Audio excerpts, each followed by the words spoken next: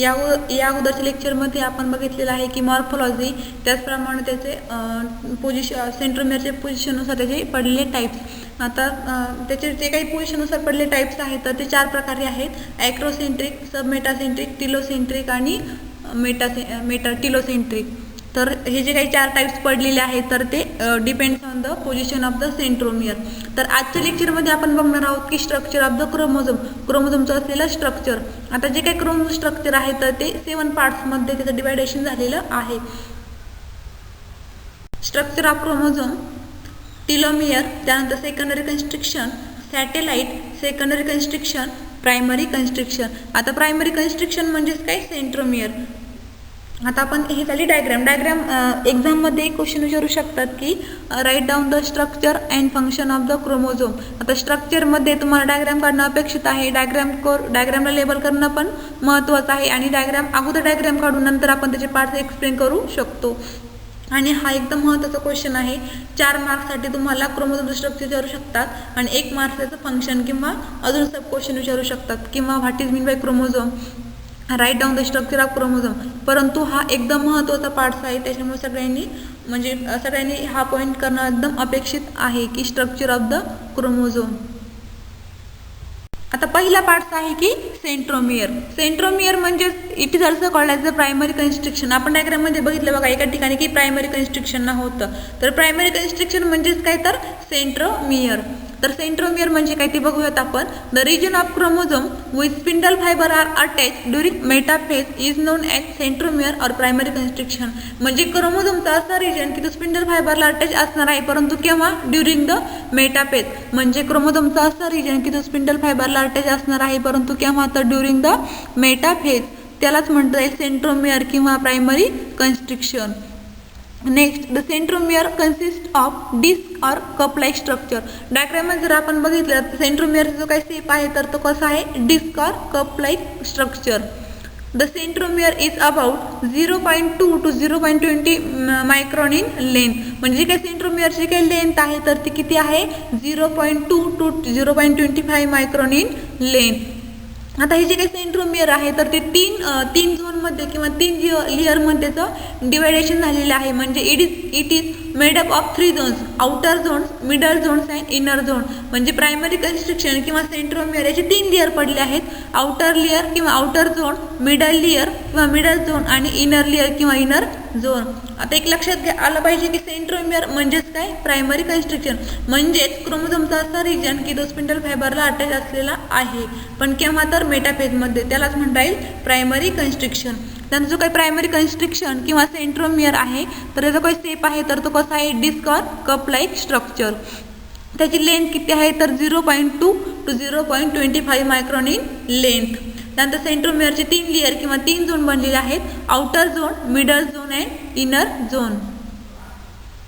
आता second parts. आता first बघितलं आपण सेंट्रोमियर म्हणजेच प्रायमरी कन्स्ट्रिक्शन.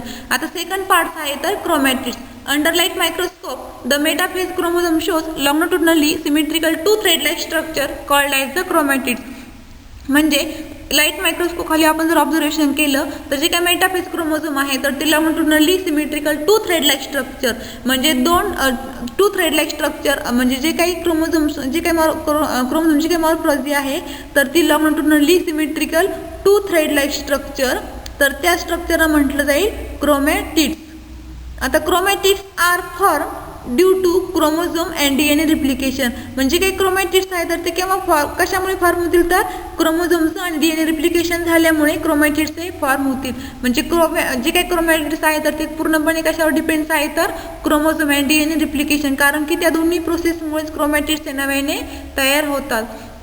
आता लक्षात आलं असेल की क्रोमॅटिड्स म्हणजे काय? की ज्यावेळेस आपण लाईट मायक्रोस्कोप खाली मेटाफेज क्रोमोझोम हे ऑब्झर्व करू तर जे काही क्रोमोझोम कसे असणार आहे तर सिमेट्रिकल 2 थ्रेड लाईक स्ट्रक्चर. म्हणजे दोन्ही साईडनी असे लॉंगिट्युडनली दोऱ्याने दिसणारं स्ट्रक्चर म्हणजेच काय? क्रोमॅटिड्स. आता क्रोमॅटिड्सचं जर फंक्शन जर बघितलं तर DNA रिप्लिकेशन. याचं महत्त्वाचं फंक्शन काय? तर DNA रिप्लिकेशन करण्याचं कार्य क्रोमॅटिड्स या पार्ट्सद्वारे केले जाते. बघा आता 3 नंबरचा पार्ट्स आहे secondary constriction. The constricted or narrow region other than that of centromere. म्हणजे थोडक्यात काय?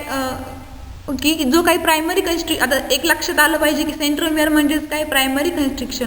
The constricted or narrow region other than that of centromere किंवा प्रायमरी कन्स्ट्रिक्शन म्हणजे प्रायमरी कन्स्ट्रिक्शन पासून किंवा सेंट्रोमियर पासून जो काही कन्स्ट्रिक्टेड किंवा नॅरो एकदम निमूत झालेला रिजन आहे तर त्याला म्हटलंय सेकंडरी कन्स्ट्रिक्शन.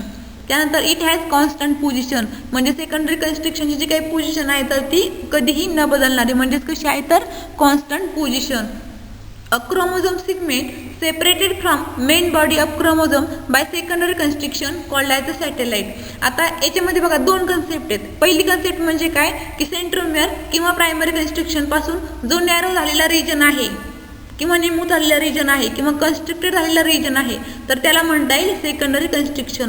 आता नेक्स्ट कन्सेप्ट अशी आहे की a chromosome segment separated from main body of chromosome by secondary constriction म्हणजे सेकंडरी कन्स्ट्रिक्शन पासून जी क्रोमोझोमची जी काही मेन बॉडी ही सेपरेट झालेली आहे तर त्याला म्हटलेलं आहे satellite.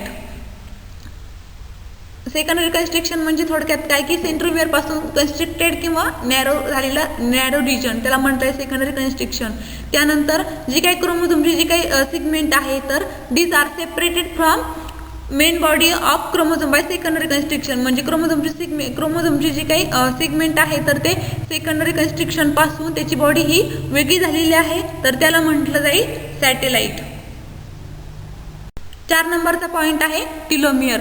The terminal region of chromosome on either side called as the telomere. एक लक्षात घे टिलोमियर म्हणजे काय क्रोमोझोमचा सगळ्यात असलेला end the end of the chromosome called as the telomere किंवा टर्मिनल म्हणजे सगळ्यात लास्ट रिजन.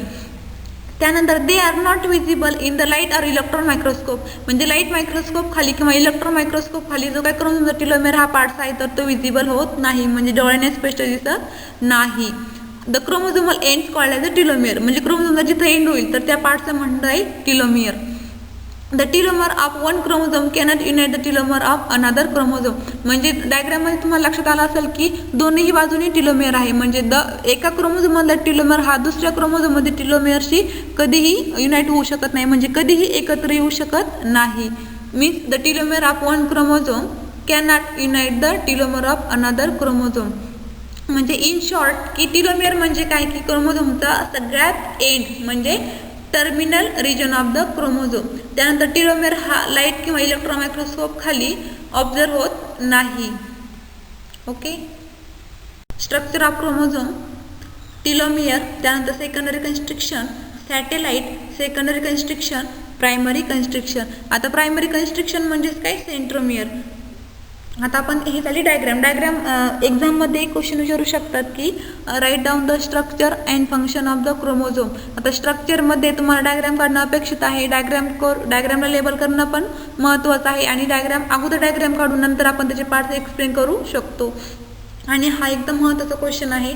4 मार्क्ससाठी तुम्हाला क्रोमोझोम स्ट्रक्चर विचारू शकतात आणि 1 मार्क्स त्याचं फंक्शन किंवा अजून सब क्वेश्चन विचारू शकतात किंवा what is mean by chromosome, write down the structure of chromosome. परंतु हा एकदम महत्त्वाचा पार्ट्स आहे त्याच्यामुळे सगळ्यांनी हा पॉईंट करणं एकदम अपेक्षित आहे की स्ट्रक्चर ऑफ द क्रोमोझोम.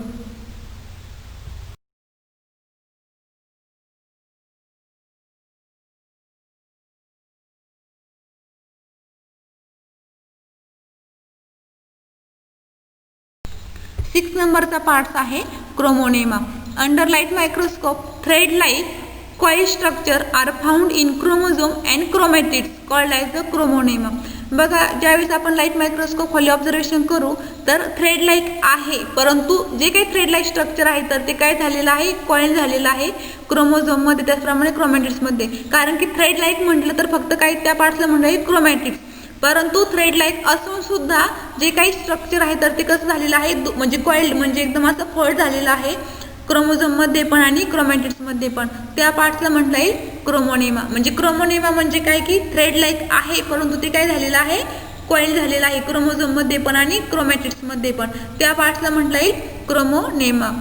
आता त्याचं फंक्शन आहे तर it control the size of the chromosome म्हणजे क्रोमोझोमच्या साईजवरती कंट्रोल करण्याचं काम क्रोमोनेमा या पार्ट्सद्वारे केले जाते. आता क्रोमोनेमा म्हणजे की ज्यावेळेस आपण लाईट मायक्रोस्कोपला ऑब्झर्वेशन करू तर की क्रोमोझोममध्ये त्याचप्रमाणे क्रोमॅटिड्समध्ये जे काही थ्रेड लाईक आहे परंतु ते कसं आहे तर कॉइल्ड स्ट्रक्चर आहे त्याला म्हटलं येईल क्रोमोनेमा. सगळ्यात लास्ट पार्ट आहे की matrix. A mass of achromatic material in which chromonema किंवा chromonemata are embedded called as a matrix. म्हणजे काय की जे काय ॲक्रोमॅटिक मटेरियल आहे, क्रोमोनेमा म्हणजेच काय थोडक्यात क्रोमोनेमाटा. आता क्रोमोनेमा म्हणजे काय की जे काही थ्रेड लाईक स्ट्रक्चर आहे परंतु ते काय झालेलं आहे, कॉइल झालेलं आहे. तर त्यामध्ये जे काही ॲक्रोमॅटिक मटेरियल हे व्यापलं गेलं आहे म्हणजे इम्बेड झालेलं आहे. ॲक्रोमॅटिक मटेरियल जे इम्बेडेड झालेलं आहे क्रोमोनेमाटामध्ये तर त्याला म्हणतो आहे matrix. Matrix and pellicle are non genetic in nature. म्हणजे काय मॅट्रिक्स आणि पेलिकल आहे तर त्याचं नेचर हे कसं आहे, non genetic. These are the non genetic in nature. आत्ताच बघितलं बघा आपण क्रोमोझोम्सचे 7 पार्ट्स आहे, डिवायडेशन होऊन त्याचे 7 पार्ट्स पडलेले आहेत. त्याच्यामध्ये टिलोमियर असेल किंवा क्रोमोमियर किंवा क्रोमोनेमा किंवा matrix, primary constriction, secondary constriction, क्रोमॅट्रिक्स हे सगळे महत्त्वाचे पार्ट्स आहे. हा सिक्वेन्स म्हणजे ॲज इट इज लिहिला नाही तरी खालीवर झाला तरी पण चालतील, पण सगळे म्हणजे एकदम 7ही पार्ट्स एकदम महत्त्वाचे आहेत.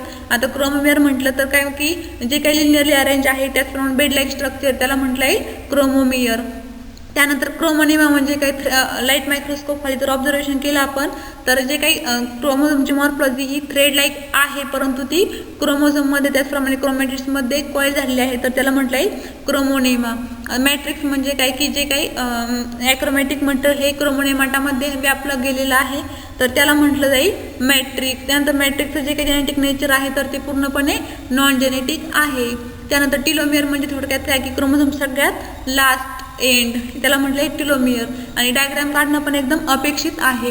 आता क्रोमोझोम जर फंक्शन जर म्हटलं तर कशामध्ये महत्त्वाचे आहे क्रोमोझोम तर हेरिडिटी, त्याचप्रमाणे व्हेरिएशन अँड म्युटेशन. म्युटेशन म्हणजे काय तर लिव्हिंग ऑर्गॅनिझममध्ये होणारा सातत्याने होणारा बदल म्हणजेच काय sudden heritable change in the living organism.